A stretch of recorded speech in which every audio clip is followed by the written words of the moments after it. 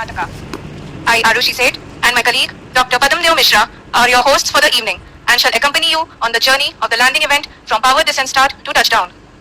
Today, we shall be witnessing the final phase of the critical and most technologically challenging mission operations of Chandrayaan-3, wherein the lander module will be making a safe and soft landing on the surface of the moon. These display screens show the countdown to the power descent start as well as the path that will be followed by the lander module. We are 80 minutes away from the commencement of power descent. India is at the brink of creating history as we all await with bated breath to witness the landing on Moon's south polar region.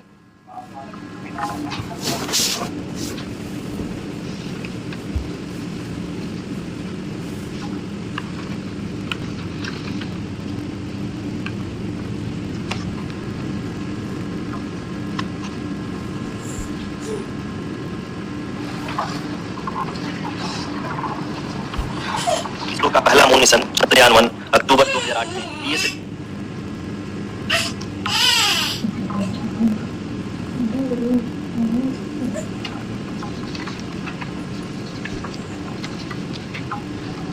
धन्यवाद आरुषि।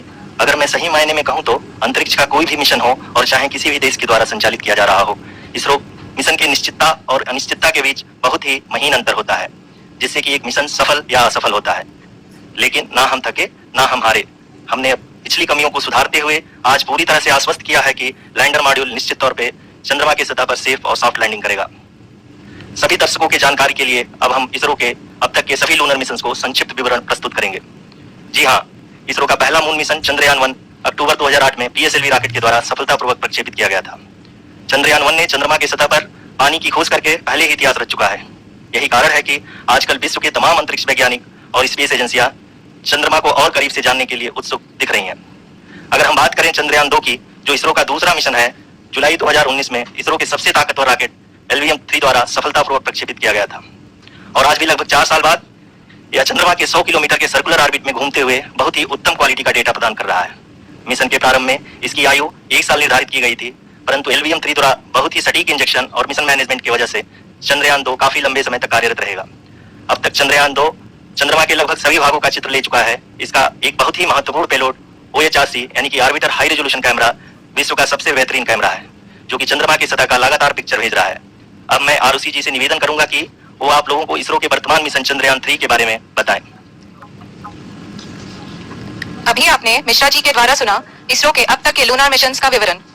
अब चलते हैं towards Chandrayaan-3, the follow-up mission of Chandrayaan-2, which has been designed to accomplish our mission goals.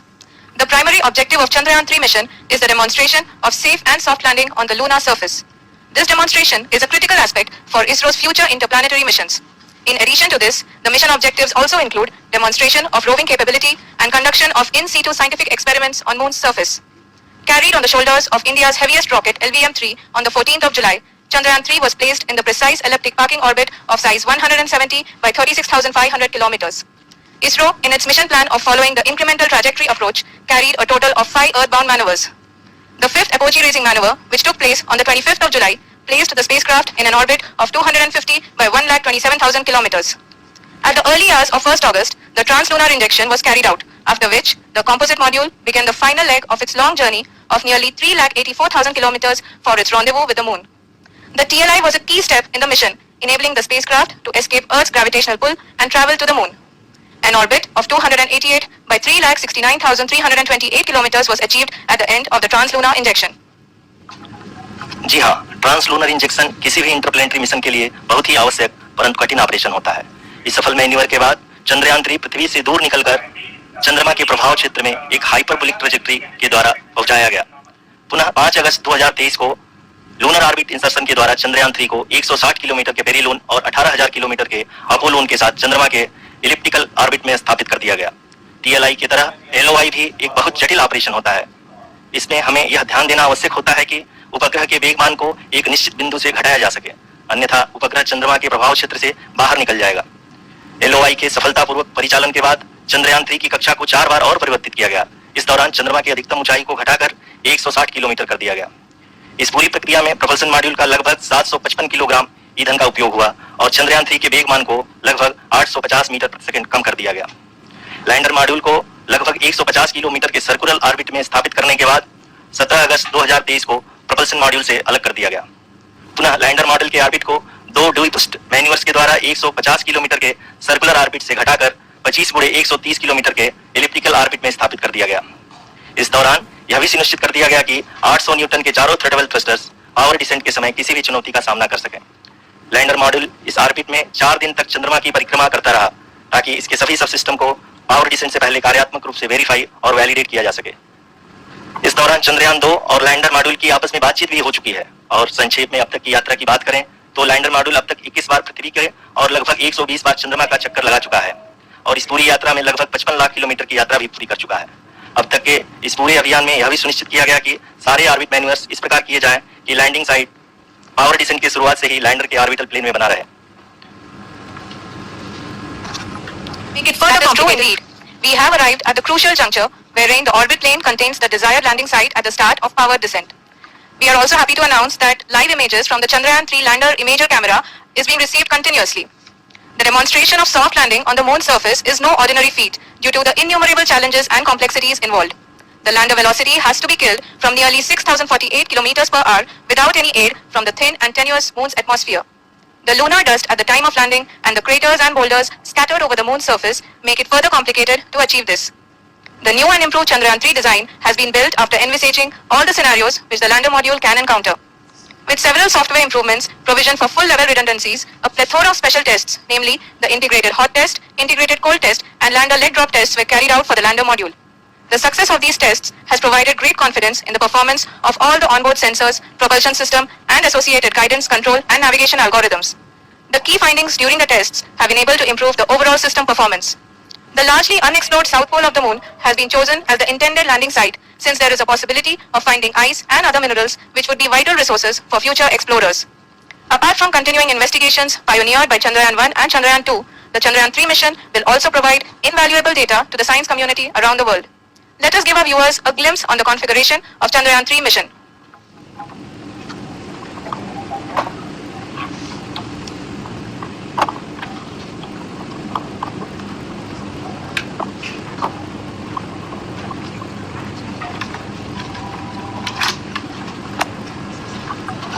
Chandrayaan 3 का mission plan लगभग चंद्रयान 2 की तरह ही बनाया गया है। यहाँ यह भी सुनिश्चित किया गया है कि चंद्रयान 3 को रॉकेट से अलग होने से लेकर के चंद्रमा के निकटतम कक्षा में स्थापित होने तक सारी गतिविधियां चंद्रयान 2 की तरह ही हों। और अब हम यह कह सकते हैं कि यह प्लान पूरी तरह से 100% सफल रहा।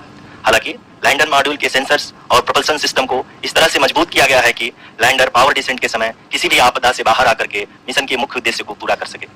इस क्रम में लैंडर के मुख्य सेंसर्स कारा, लासा, LHBC, LDV और LHDAC का कार्यात्मक परीक्षण भी किया जा चुका है।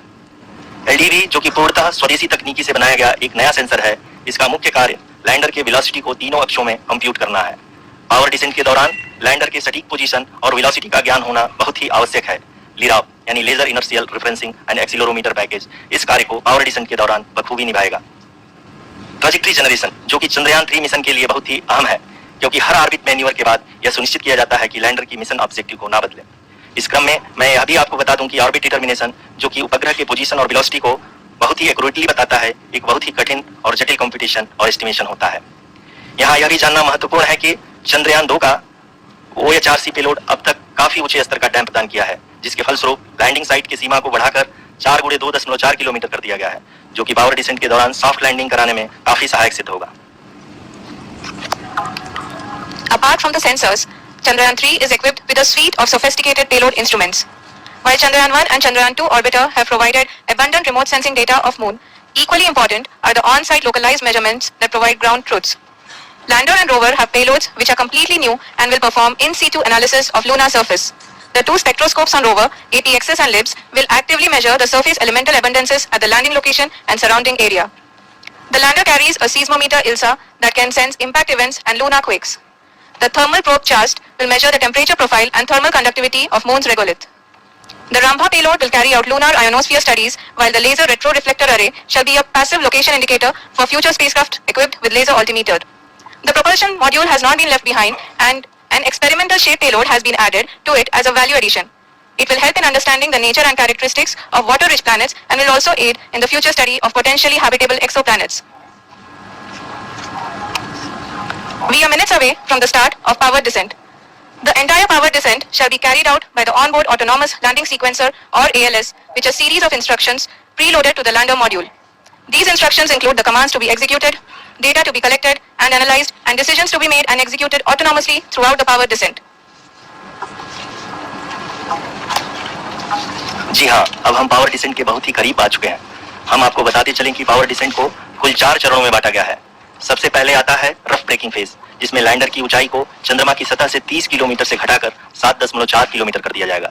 इस पूरी प्रक्रिया को पूरा करने में लगभग 11.5 मिनट लगेगा और इसका समानांतर वेग 1680 मीटर प्रति सेकंड से घटाकर 358 मीटर प्रति सेकंड हो जाएगा। We have continuous flow of lander telemetry data from ISRO's Deep Space Network IDSN-32 located in Belalu, Bengaluru. The data is being acquired real time by station and is flown to the mission operation complex through our communication links.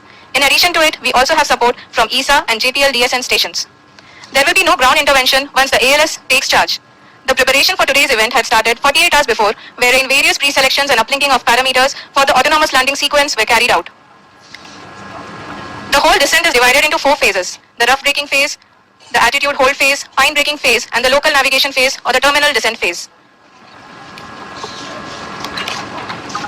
जी हाँ, attitude hold phase, जो कि power descent का दूसरा चरण है, एक बहुत ही महत्वपूर्ण फेज है।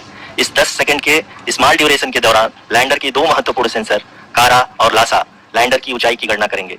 इस फेज के पूरा होते ही लैंडर चंद्रमा की सतह से कुल 6.8 किलोमीटर की ऊंचाई पर होगा। During the rough braking phase, the lander velocity shall be brought down from 1680 meters per second to 358 meters per second. The altitude will be brought down from 30 kilometers to 7.4 kilometers at the end of rough braking.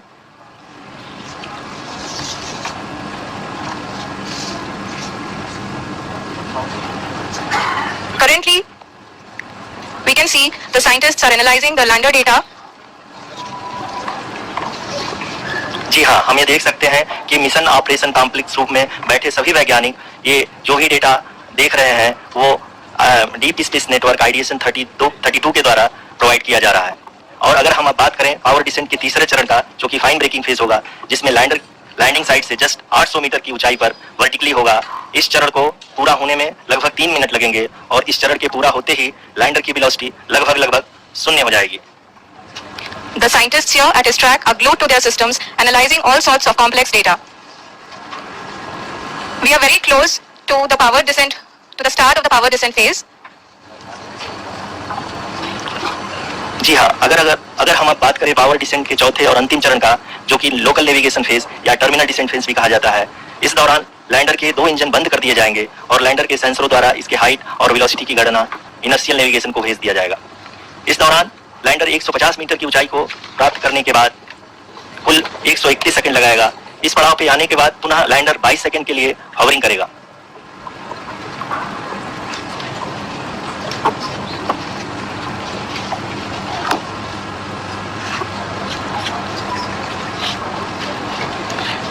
आप इस समय अपनी screen पे mission operation complex में बैठे सभी मान्यगणों को देख सकते हैं, जो कि बहुत ही उत्सुकता के साथ टेलीमेट्री डेटा को देख रहे हैं।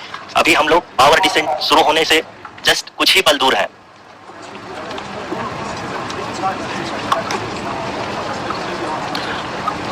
पावर डिसेंट शुरू होने में लगभग 30 सेकंड ही बचा है और हमको ये सारी data mission operation complex room में IDSN-32 के द्वारा, जो कि लगातार लैंडर के कनेक्शन में बना हुआ है, प्रदान कर रहा है। Dear viewers, the pivotal power descent has begun and the lander module is propelling towards the moon's surface along the intended trajectory.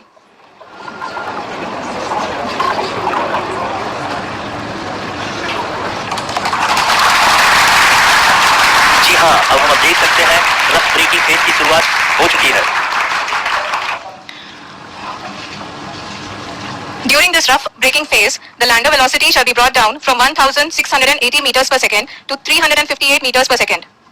The altitude will be brought down from 30 kilometers to 7.4 kilometers at the end of rough braking. All this in the duration of 690 seconds or 11.5 minutes. Currently, the Laser Inertial Reference and Accelerometer package (LIRAP) is aiding in the navigation. जी हाँ, अभी आप अपनी screen पे देख सकते हैं कि lander अब तक कुल 191 किलोमीटर हॉरिजॉन्टल दिशा में चल चुका है और अभी तक इसकी वेलोसिटी लगभग 31 किलोमीटर बनी हुई है।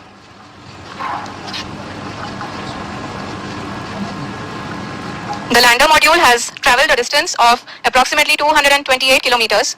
The complete down range that will be traveled during this phase shall be nearly 713.5 kilometers. जी हाँ, कुल 745 किलोमीटर के इस रफ ब्रेकिंग फेज में आप देख सकते हैं कि हम लोग लगभग अपनी यात्रा 20% कंप्लीट कर चुके हैं।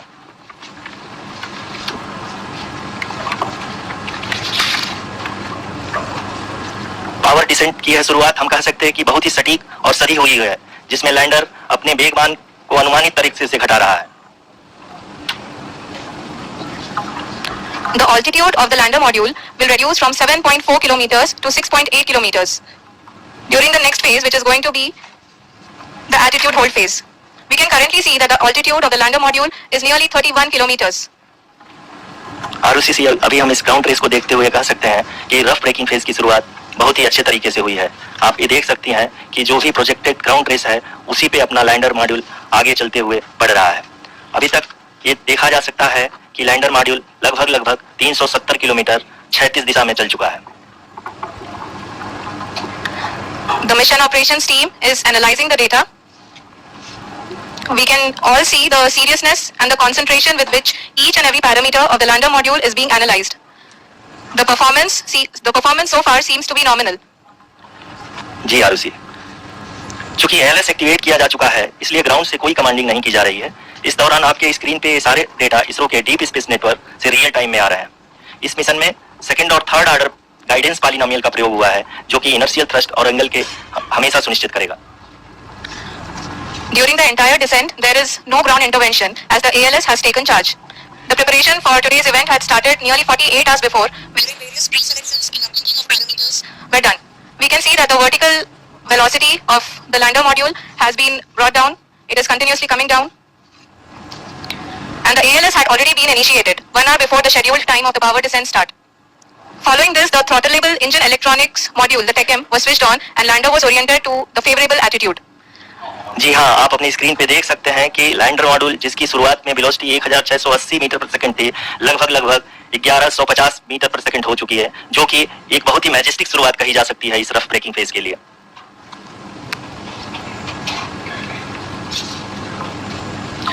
यहाँ पे मैं आपको ये भी बताते चलूं कि आप अपने स्क्रीन पे देख सकते हैं कि द लैंडर मॉड्यूल का अल्टीट्यूड धीरे धीरे अब कम होता हुआ दिख रहा है, और जो कि एक्सपेक्टेड भी है। अभी हम बात करें करंट अल्टीट्यूड की, तो जो कि 28.6 किलोमीटर के आसपास है। आप स्क्रीन पर ये भी देख सकते हैं Chandrayaan 3 lander imager display. The lander imager is continuously taking photographs of the moon surface, and that is also being streamed here. Currently, the horizontal velocity has been brought down, and the distance traveled is 574 kilometers. The current altitude is 27 kilometers, as can be seen on the screen.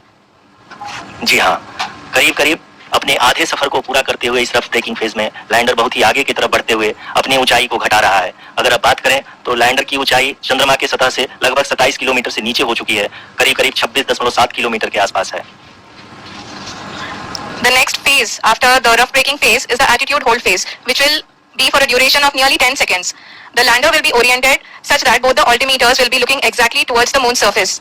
At the end of this attitude hold phase, height measurement update to navigation system will be given from the laser and car band altimeters. Currently, we are in the middle of the rough braking phase. जी हाँ, अगर हम ध्यान से देखें तो लगभग 8 से 8 minute की यात्रा के बाद लैंडर अपनी हॉरिजॉन्टल वेलोसिटी को लगातार कम करते हुए अपनी ऊंचाई, अभी की ऊंचाई के समय 24 किलोमीटर की ऊंचाई प्राप्त कर चुका है। अब तक के आंकड़े को देखते हुए हम कह सकते हैं कि लैंडिंग पूरी तरह से नॉमिनल है। यहाँ पर हम देख सकते हैं कि हॉरिजॉन्टल वेलोसिटी लगातार कम होती हुई दिख रही है।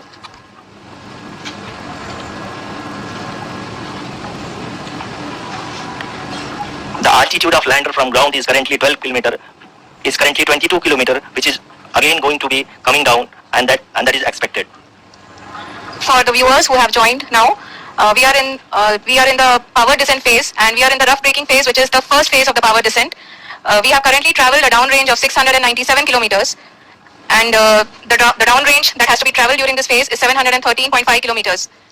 जी हाँ, अभी आप देख सकते हैं कि लैंडर की हॉरिजॉन्टल वेलोसिटी लगभग 720 मीटर प्रति सेकंड हो गई है। लगभग हम ये कह सकते हैं कि 900 मीटर प्रति सेकंड वेलोसिटी को कम किया जा चुका है। At the same time, we can see the altitude of the lander is just 17.8 kilometer from the moon surface. which is going to be around 7.4 at the end of the rough braking phase. इस phase के बाद हम जाएंगे towards the attitude hold phase, where we will be expecting sensor update from the laser and car band altimeters. We can see the visualization of the lander module moving towards the moon's surface. The current altitude is nearly 15.2 kilometers and the distance traveled is 754 kilometers. We can also see the image that the lander imager camera has been providing. जी हाँ, इस rough breaking phase के दौरान 800 Newton के चारों throttle engine अपने कार्य को पूरी तरह से अंजाम दे रहे हैं और लैंडर के हॉरिजॉन्टल वेलोसिटी को लगातार कम कर रहे हैं। अब तक लैंडर लगभग अपने 75 से 80% की यात्रा को पूरा कर चुका है।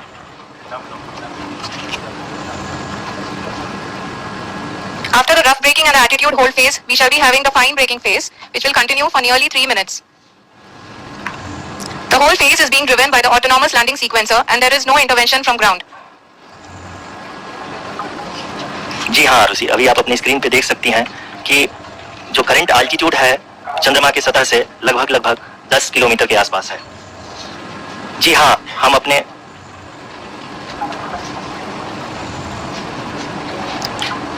हाँ, हमारे प्रधानमंत्री जी श्री नरेंद्र मोदी जी हम सभी का उत्साहवर्धन करने के लिए दक्षिणी अफ्रीका के जोहान्सबर्ग से जुड़ गए हैं।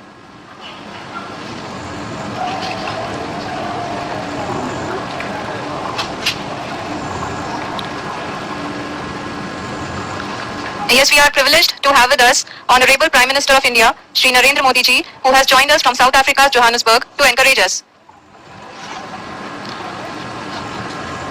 जी हाँ, आप ये देख सकते हैं एल्टीट्यूड होल्ड फेज भी बहुत ही आसानी से लैंडर फेज ने पार कर लिया है और अब फाइन ब्रेकिंग की शुरुआत हो चुकी है। अभी हम ये देख सकते हैं कि लैंडर की ऊंचाई लगभग 5.6 किलोमीटर है, जो कि इस फेज के उपरांत लगभग 800 मीटर हो जाएगी। We can hear from the mission operations team that the sensors are performing nominally, and we are currently in the midst of the fine braking phase, which is going to continue for 3 minutes, and the altitude is going to be reduced to nearly 800 meters at the end of this phase. जी हाँ, जैसा कि आरुषि जी ने बताया कि लगभग 3 minute के उपरांत lander की हाइट लगभग 800 मीटर वर्टिकली होगी और यहाँ पे लैंडर की horizontal velocity, vertical velocity, even down range भी लगभग 0 होगा। We can see the visual of the lander module, and we can see that the downrange traveled is nearly 831 kilometers.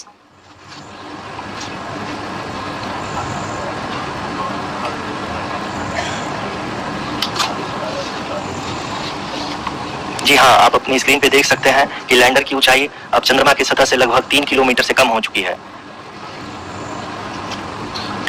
We are very close to the moon's surface, nearly 2.6 kilometers, as we can see.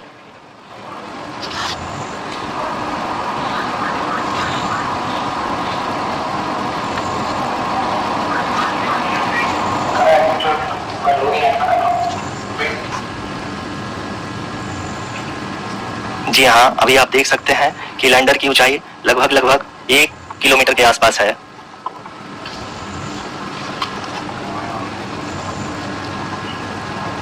We are nearing the final phase of the power descent, which is going to be the vertical descent phase or the local navigation phase. जी हाँ, अब हम fine breaking phase के एकदम करीब आ चुके हैं। हाँ, गाड़ियों के गड़गड़ाहट से सुन सकते हैं कि हम लोगों ने तीसरे चरण को भी बहुत ही सफलतापूर्वक हासिल कर लिया है और अभी हम वर्टिकल डिसेंट फेज में आ चुके हैं, जिसकी शुरुआत भी बहुत ही अच्छे ढंग से हो चुकी है। Lot of applause indicates that till now the performance has been nominal. We are in the vertical descent phase 1. The altitude is being brought down from 800 meters and we are nearing and approaching the lunar surface. जी, आप अपनी screen पे देख सकते हैं कि lander का height लगातार कम होता जा रहा है। इस समय हम लैंडिंग साइट के जस्ट ऊपर हैं और इस समय इसकी ऊंचाई लगभग 600 मीटर के आसपास है। इस फेज के दौरान लगभग 150 मीटर के ऊंचाई पे पहुंचने के बाद लैंडर अगेन लगभग 20 से 22 सेकंड के लिए हॉवरिंग करेगा। We are above the landing site. The horizontal as well as the vertical velocity is now being constantly reduced, and the lander module has begun its descent towards the landing site.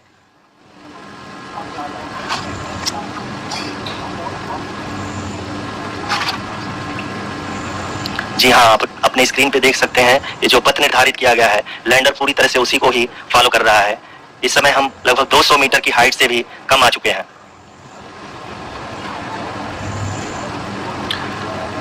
अब हम ये देख सकते हैं कि हम लगभग 150 metre की ऊंचाई पे हैं चंद्रमा के सतह से। We are approaching the vertical descent phase 2, which will have the lander module hovering at nearly 150 meters above the lunar surface. जी हाँ, आप इस तालियों के गड़गड़ाहट को सुन सकते हैं, जो कि सेकंड हाइब्रिड फेज के कंप्लीट होने के बाद इन सारे वैज्ञानिकों के द्वारा की जा रही है। जी हाँ, आप अगर फिर से ध्यान से देखें तो एल्टीट्यूड पुनः कम होता जा रहा है। अभी हम लोग लगभग 135 मीटर की ऊंचाई पे हैं। The sensors that are updating at this point are providing confirmation of the safety of the landing site. As expected, the retargeting is going on and this is a very good signature for the lander. अभी आप ये देख सकते हैं कि lander की ऊंचाई लगभग 65 मीटर के आसपास बची हुई है। Currently, only 2 engines are now being fired, and we are nearly at zero velocity, vertical and horizontal. We were hovering, and now we are approaching the moon's surface. धीरे धीरे लैंडर की वेगमान को कम किया जा रहा है और हम अब लगभग 50 मीटर से भी कम आ चुके हैं। We can see the Honorable Prime Minister, Shri Narendra Modi ji, who is here to encourage us, and he is critically looking at the visuals.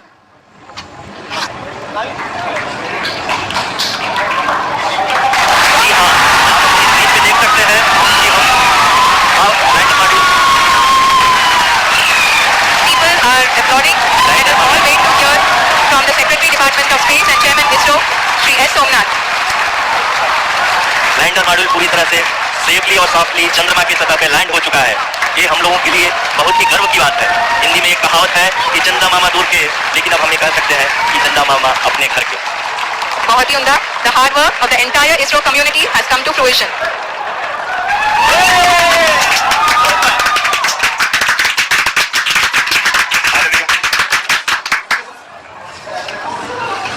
आदरणीय प्रधानमंत्री जी, नमस्कार।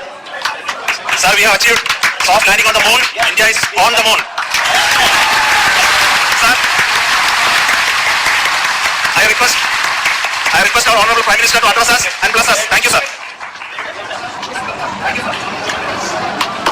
मेरे प्यारे परिवारजनों, जब हम अपनी आंखों के सामने ऐसा इतिहास बनते हुए देखते हैं तो जीवन धन्य हो जाता है। ऐसी ऐतिहासिक घटनाएं राष्ट्र जीवन की चिरंजीव चेतना बन जाती है। ये पल अविस्मरणीय है, ये क्षण अभूतपूर्व है, ये क्षण विकसित भारत के शंखनाद का है, ये क्षण नए भारत के जयघोष का है, ये क्षण मुश्किलों के महासागर को पार करने का है, ये क्षण जीत के चंद्र पथ पर चलने का है, ये क्षण 140 करोड़ धड़कनों के सामर्थ्य का है, ये क्षण भारत में नई ऊर्जा, नया विश्वास, नई चेतना का है, ये क्षण भारत के उदयमान भाग्य के आह्वान का है। अमृत काल की प्रथम प्रभा में सफलता की अमृत वर्षा हुई है। हमने धरती पर संकल्प लिया और चांद पर उसे साकार किया, और हमारे वैज्ञानिक साथियों ने भी कहा, India is now on the moon. आज हम अंतरिक्ष में नए भारत की नई उड़ान के साक्षी बने। साथियों, मैं इस समय ब्रिक्स समिट में हिस्सा लेने के लिए दक्षिण अफ्रीका में हूं, लेकिन हर देशवासी की तरह मेरा मन चंद्रयान महाअभियान पर भी लगा हुआ था।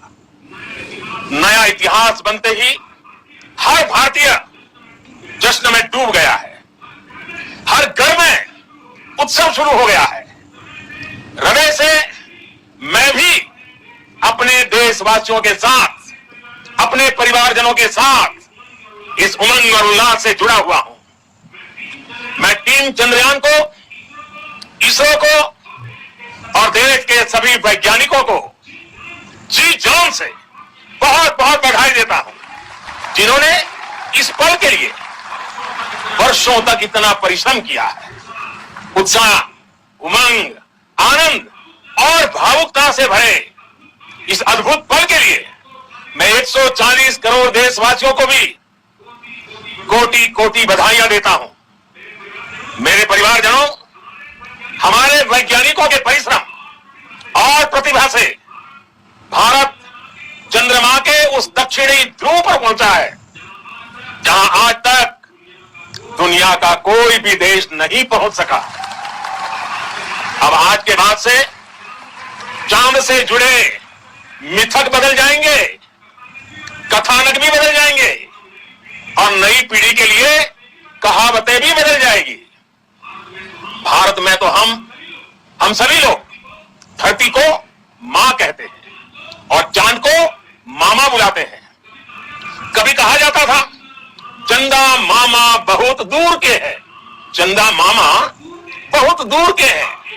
अब एक दिन वो भी आएगा जब बच्चे कहा करेंगे चंदा मामा बस एक टूर के हैं। Friends, on this joyous occasion, I would like to address all the people of the world, the people of every country and region. India's successful moon mission is not just India's alone.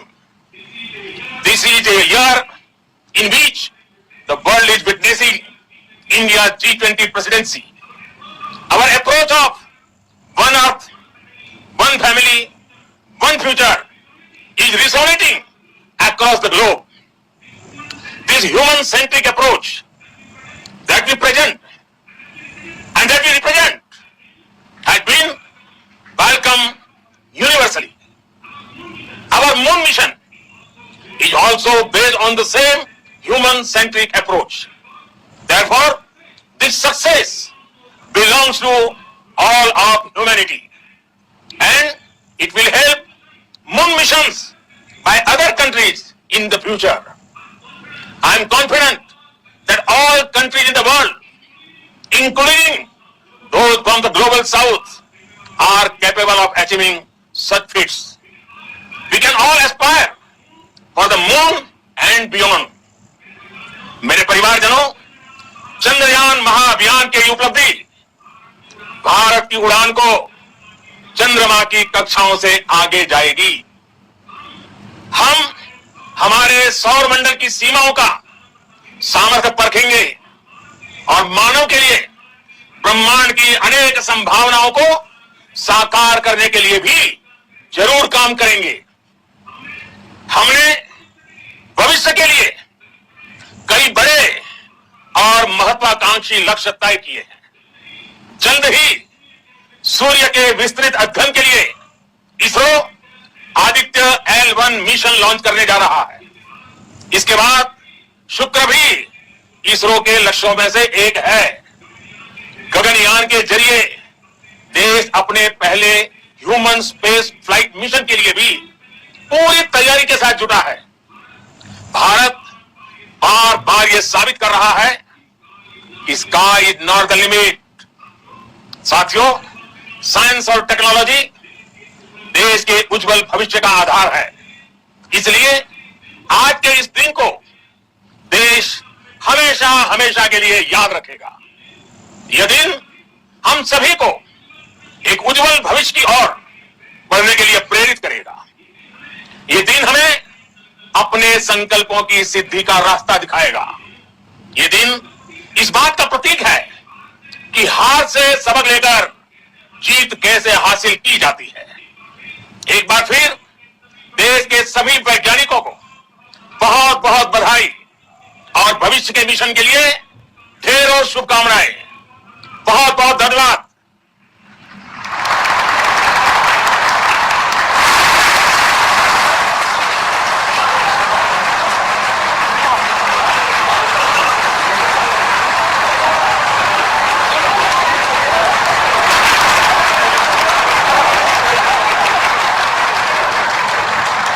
Thank you, Ji, for being part of our journey to this success. And let me take this opportunity to thank the people behind this mission. The project director of Chandrayaan 3 is here. Veena Muthuvel, congratulations to you. The associate project director, Kalpana, and the mission operations director, Srikanth. And the satellite was built at Guwahati Satellite Center, Shankaran, the director.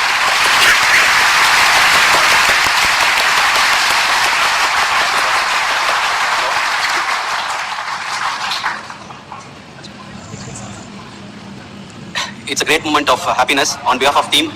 It gives me immense satisfaction on achieving this goal as a project director of this mission. The entire mission operations right from launch till landing happened flawlessly as per the timeline. And we became the fourth country to demonstrate a soft landing onto the moon surface. And we became the first country to go near to the south pole of the moon.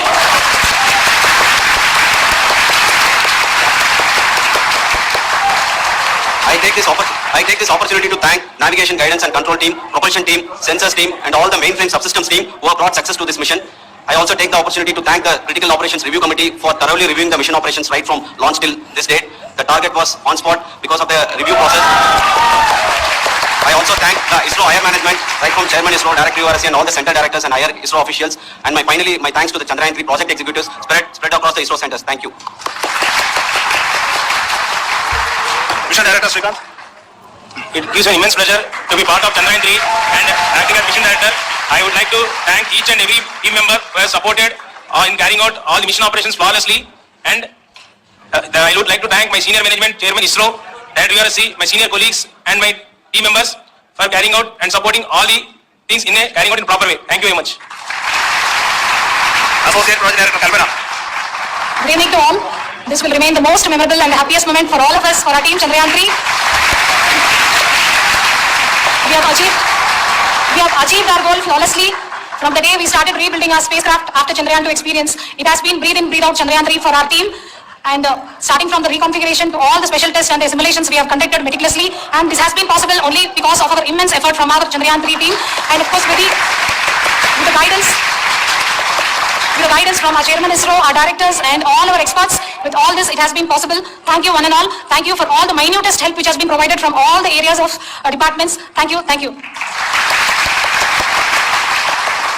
Chandrayaan 3 is a result of the work done by thousands of scientists, engineers, our staff and industries and support team across ISRO and other places, other institutions. And Shankaran has been the lead of the center which integrated all of these efforts in the last so many years. So I request him to speak on behalf of all of you.